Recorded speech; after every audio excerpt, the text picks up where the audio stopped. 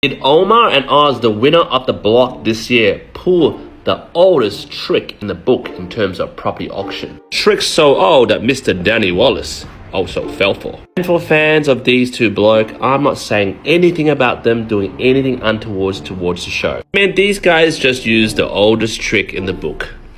Mr. Lambert himself. Obviously, according to the Fair Trading New South Wales, dummy bidding is illegal, and Mr. Lambert has been cleared of that act itself, so no, I'm not falsely accusing him. But it does beg the question here is, if you're at an auction at your next property purchase, how on earth do you spot a dummy bidder? It's time to go Mandalorian. By the way, if you haven't seen The Mandalorian, oh my god, go subscribe to the Disney Channel.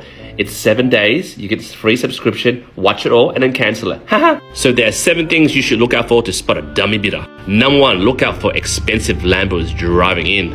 If you know what I mean. Number 2, watch the auctioneer. Are bids coming after the auctioneer adjusts their glasses or scratches their nose? Try to find a pattern. Number 3, most genuine bidders bring someone along for moral support, especially if the property is expensive. Really question those that are on their own, and especially if they seem blasé. Do you guys suspect anyone blasé at your auction?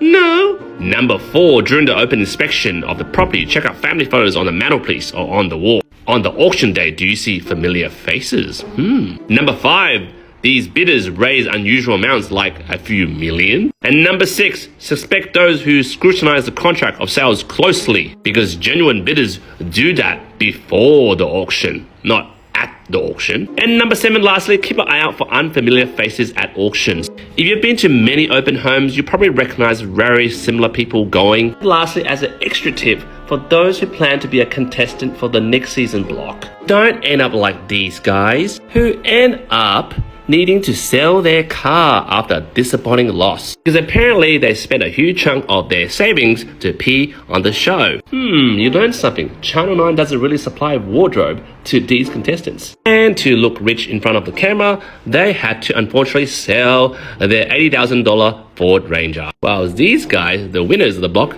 took home $1.6 billion. That's $800K each, and I'm thinking to myself, would I ever consider entering a reality TV show with that type of money on the table, but then have a lot of people judging me all the time? Nah, I'll stick to TikTok. So guys, jump in the comments. What do you think about this win by Omar and Oz?